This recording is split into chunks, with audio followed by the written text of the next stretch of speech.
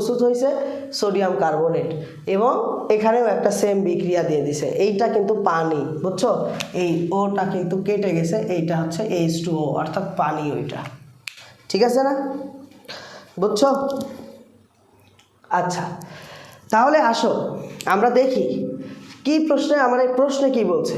আমার এই প্রশ্নে বলছে গ নম্বরে বলছে জেড যৌগ হতে, এই যে এখানে একটা জেড যৌগ, এই জেড যৌগ হতে কার্বন টেট্রাক্লোরাইড প্রস্তুত করা সম্ভব, প্রস্তুত সমীকরণ সহ ব্যাখ্যা করতে বলছে। কার্বন টেট্রাক্লোরাইড, আচ্ছা কার্বন টেট্রাক্লোরাইড এটা প্রস্তুত করতে বলছে। তাহলে গ এর সলভিংয়ে আসো, দেখো গ কীভাবে সলভিং করি আমরা। তো গ এর সলভিং করার জন্য তোমার আগে বিক্রিয়াটাই সলভিং করতে হবে। তো এইটা কিন্তু ডিকার্বক্সিলেশন বিক্রিয়ার একটা অংশ, এটাই ডিকার্বক্সিলেশন বিক্রিয়া। আমরা ডিকার্বক্সিলেশন বিক্রিয়াতে জানি এখানে যে কয় কার্বন বিশিষ্ট যৌগ থাকে তার এক কার্বন কম এখানে যৌগটা প্রস্তুত হয়, বুঝছো কিনা বলো, এক কার্বন কম যৌগটা প্রস্তুত হয়। সেই ক্ষেত্রে আমরা এই বিক্রিয়াটাকে যদি সমাধান করি, ঠিক আছে, তাহলে এখানে বলছি যে 1 নং বিক্রিয়া সমাধান যদি করি, তাহলে দেখো CH3 COO plus sodium hydroxide, এখানে CaO দিছো। মজার বিষয় হচ্ছে এই ডিকার্বক্সিলেশন বিক্রিয়ায় এই বক্সের মধ্যে যে অংশটুকু দেখছো এই অংশটুকু টোটালি আলাদা হয়ে যাবে, বুঝছো? আলাদা হয়ে যে যৌগটা তৈরি করবে সেটাই কিন্তু সোডিয়াম কার্বনেট, অর্থাৎ এখানে পাচ্ছ তুমি Na2CO3 পাচ্ছ। কিভাবে দেখো, সোডিয়াম দুইটা, এখানে একটা, দুইটা সোডিয়াম, দেখো কার্বন একটা আর অক্সিজেন দুইটা আর আগে তিনটা, এই অংশটুকু আলাদা হয়ে সোডিয়াম কার্বনেট হবে। তো এই কার্বনের এই হাত থেকে যদি এরা চলে যায় তাহলে এই কার্বনের একটা হাত ফাঁকা হয়ে গেল, ওই ফাঁকা হাতে গিয়ে এই হাইড্রোজেনটা প্রবেশ করবে, করলে হইল কি এখানে বলো 4। এই যে এইটাই সে আমার কি এক্স জেড যৌগ, জেড যৌগ হতে কার্বন টেট্রাক্লোরাইড প্রস্তুত করতে বলছে। তো এইখানে মিথেন হচ্ছে আমার জেড যৌগ, ঠিক আছে। তাহলে আমি লিখতে পারি যে জেড যৌগটি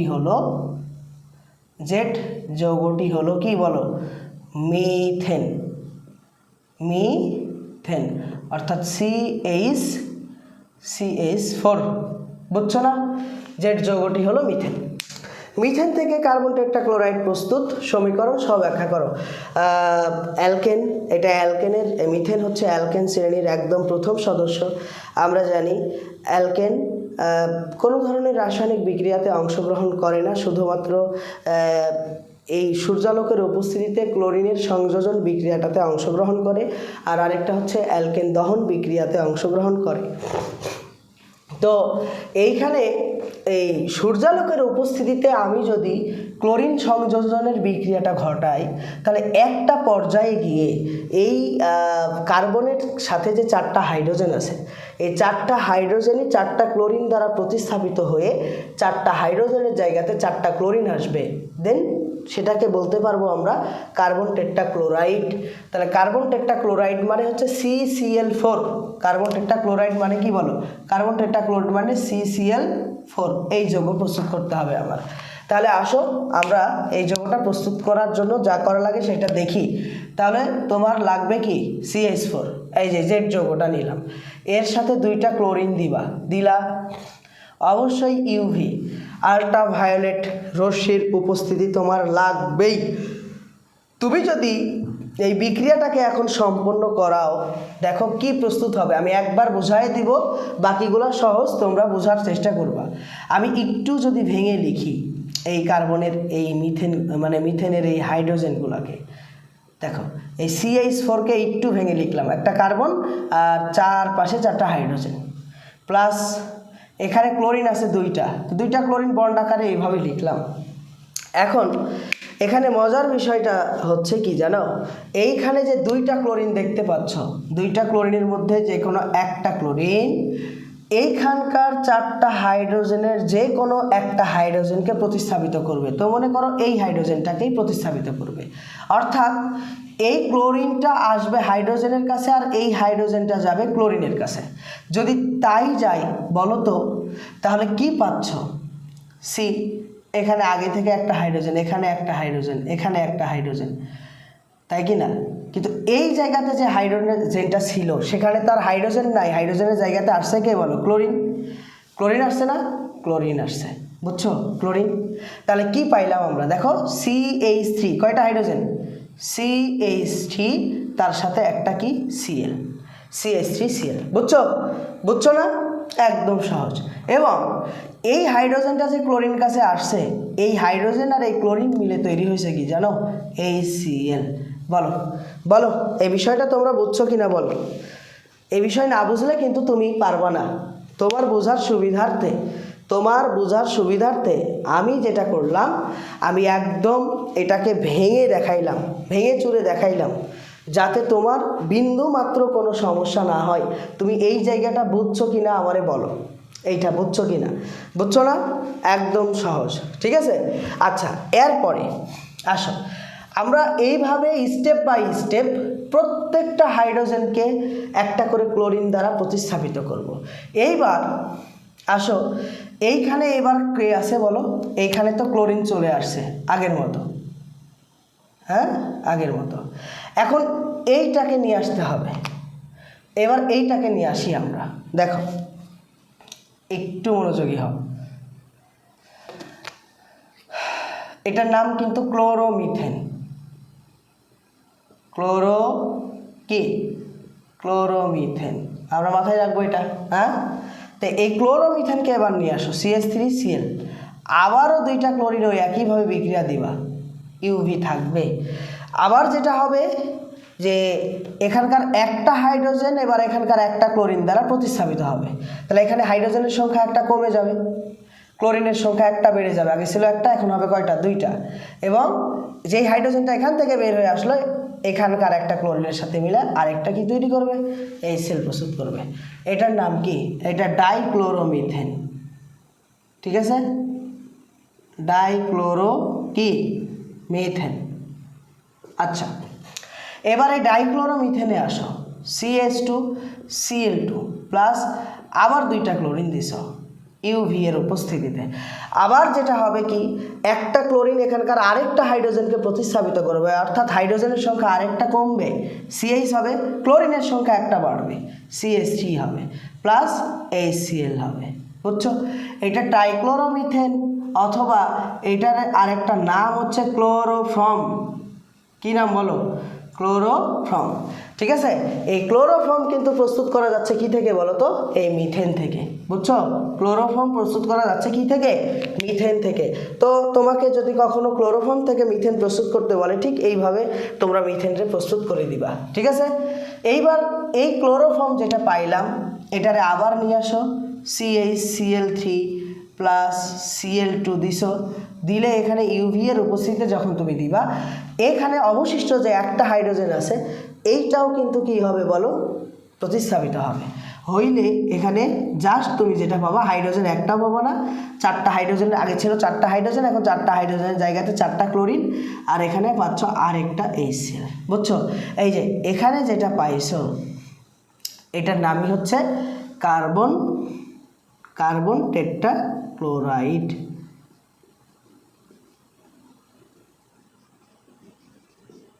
কার্বন টেট্রাক্লোরাইড, হ্যাঁ?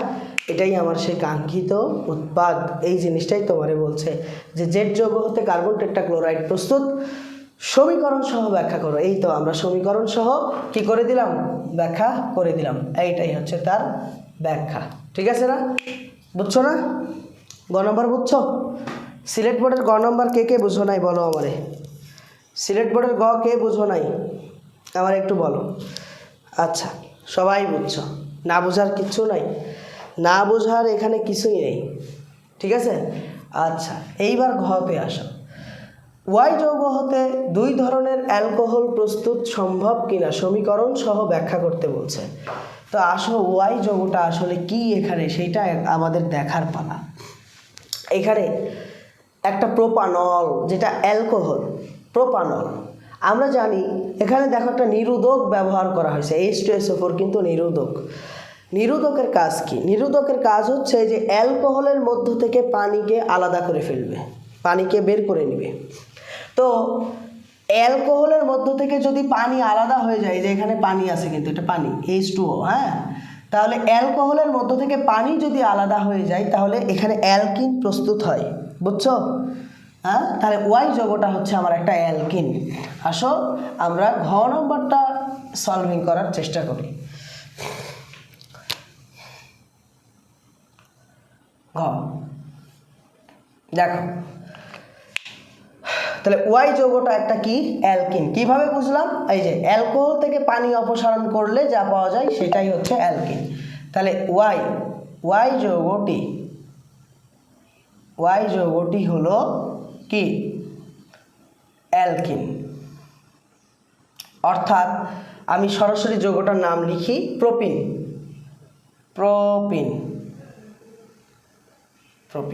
ঠিক আছে, যার সাদা সংকেত হচ্ছে CH3 bond CH double bond CH2, এইটার নাম হচ্ছে প্রোপিন।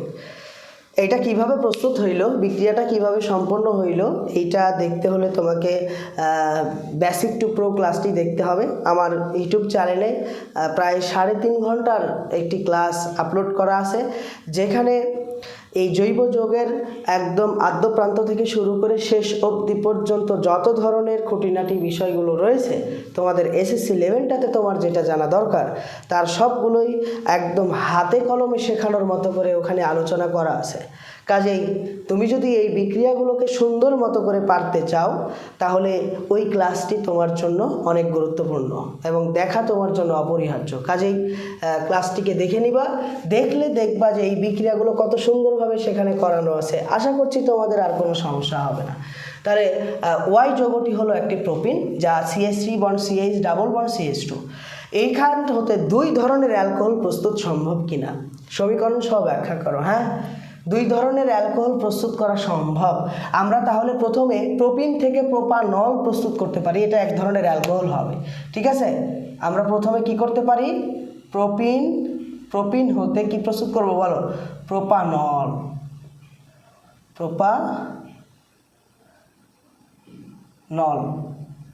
প্রোপিন হতে প্রোপানল, এটা একটা অ্যালকোহল। আচ্ছা, তাহলে আসো কিভাবে করা যায় দেখো। CH3 bond CH double bond CH2, just প্রোপিনের সাথে পানি সংযোজন করব। কি সংযোজন করব বলো? প্রোপিনের সাথে পানি সংযোজন করব। এবং তুমি যখন প্রোপিনের সাথে পানি সংযোজন করবা তখন অবশ্যই তোমাকে প্রভাবক ব্যবহার করতে হবে। দেখো কি কি, 300 ডিগ্রি সেলসিয়াস তাপমাত্রা দিতে হবে, 60 ATM চাপ দিতে হবে, তার সাথে একটা অ্যাসিড দিতে হবে যেটা ফসফরিক অ্যাসিড। বুঝছো? 300 ডিগ্রি সেলসিয়াস তাপমাত্রা, 60 ATM চাপে ফসফরিক অ্যাসিডের উপস্থিতিতে তুমি যদি একটা অ্যালকেনের সাথে পানি সংযোজন করো, তাহলে প্রোপিনের সাথে যদি পানি সংযোজন করো ওই পাশে যেটা পাবা সেটা প্রোপানল পাবা। দেখো, CH3 bond CH2 bond CH2 bond OH, বুঝছো? এইটা হচ্ছে ভাইয়া তোমার প্রোপানল। ঠিক আছে না? ওইটা হচ্ছে তোমার কি বলো? প্রোপানল। কিভাবে হইল? এই যে পানির যে অণুটা, পানির অণুর মধ্যে আমরা জানি H+ আর OH- আয়ন থাকে। তো পানির আয়নকে ভাঙলে ঠিক H আর OH এরকম পাওয়া যায়। তো এখানে যেটা হয়েছে সেটা কি, Hটাকে যুক্ত করা হয়েছে ডাবল বন্ডের আগের কার্বনে। দেখো, ডাবল বন্ডের আগের কার্বনে। তো ডাবল বন্ড কোন কার্বনে? এই যে এই কার্বনে ডাবল বন্ড ছিল, এর আগের কার্বনে দেখো কয়টা হাইড্রোজেন ছিল? একটা। এখান থেকে এই হাইড্রোজেন গিয়ে ওখানে যুক্ত হয়ে হাইড্রোজেন হয়েছে এখন কয়টা? 2টা। তো একটা হাইড্রোজেন যখন এখানে যুক্ত হয়েছে তখন এখানকার বন্ড একটা অটোমেটিক্যালি কি হবে? ভেঙে যাবে। যখন এই বন্ডটা ভেঙে যাবে তখন এই কার্বনেরও দেখো একটা হাত ফাঁকা হয়ে যাবে, ওই ফাঁকা হাতে এই OH-টা গিয়ে যুক্ত হবে। তাহলে ডাবল বন্ডের পরের কার্বনে যুক্ত হইল OH, ডাবল বন্ডের আগের কার্বনে যুক্ত হইল হাইড্রোজেন। তাহলে CH3 বন্ড CH2, ডাবল বন্ডের মধ্যে একটা বন্ড ভেঙে যাবে, বন্ড CH বন্ড OH। এই যে ঠিক এইটার নাম হচ্ছে কি, এইটার নাম হচ্ছে ইথানল। এটার নাম কি বলো? ইথানল, যা একটা অ্যালকোহল। তাহলে আমরা এক ধরনের অ্যালকোহল প্রস্তুত করলাম, এখন তোমারে বলছে দুই ধরনের অ্যালকোহল প্রস্তুত করতে, তো একটা হয়ে গেছে, এখন আরেকটা অ্যালকোহল প্রস্তুত করতে হবে আমাদের। তাহলে আসো আরেকটা অ্যালকোহল যেটা প্রস্তুত করব সেটা বেয়ার টেস্ট, ঠিক আছে? বেয়ার টেস্ট পরীক্ষা। আচ্ছা, বেয়ার টেস্ট পরীক্ষার মাধ্যমে আমরা পটাশিয়াম পারম্যাঙ্গানেটের ক্ষারীয় জারণ KMnO4 এর কি করব বলো তো? ক্ষারীয় জারণ তুমি যখন ঘটাবা, তখন এই পাশে একটা যে যৌগটা প্রস্তুত হবে, অ্যালকোহলের একটা যৌগ প্রস্তুত হবে। তো আমি যদি এখানে দেখাই CH3 bond CH double bond CH2, এটার সাথে পানি দিবা প্লাস একটা জাইমান অক্সিজেন দিবা, পটাশিয়াম পারম্যাঙ্গানেটের জারণ থাকবে, KMnO4 থাকবে, H2SO4 সরি পটাশিয়াম পারম্যাঙ্গানেটের উপস্থিতিতে মানে ক্ষার লাগবে, পটাশিয়াম হাইড্রোক্সাইড ক্ষারীয় জারণ যখন তুমি ঘটাবা, তখন এদের জায়গা থেকে এরা মিলে দুইটা OH গ্রুপ তৈরি করবে, হাইড্রক্সিল গ্রুপ। এদের পানির মধ্য থেকে আর জাইমান অক্সিজেন মিলে দুইটা, আমি এটা দেখাইছি তোমাদের। তো এই OHটা একটা কার্বনে যুক্ত করবা ডাবল বন্ডের আগের কার্বনে হয়তো, আর এই OHটা ডাবল বন্ডের পরের কার্বনে, দুইটা OHকে ডাবল বন্ডের দুই কার্বনে যুক্ত করে দিবা, তাহলেই তোমার বিক্রিয়া শেষ। এখানে লিখছি দেখো, যেহেতু জায়গার স্বল্পতা, CH বন্ড একটা ভেঙে যাবে, এখানে একটা OH পাবা, এইখানে CH2 তো আগে ছিল, এখানে আরেকটা OH পাবা। এই যে অ্যালকোহল পাইছো, এটার নাম হচ্ছে ভাই প্রোপিলিন গ্লাইকল। প্রোপিলিন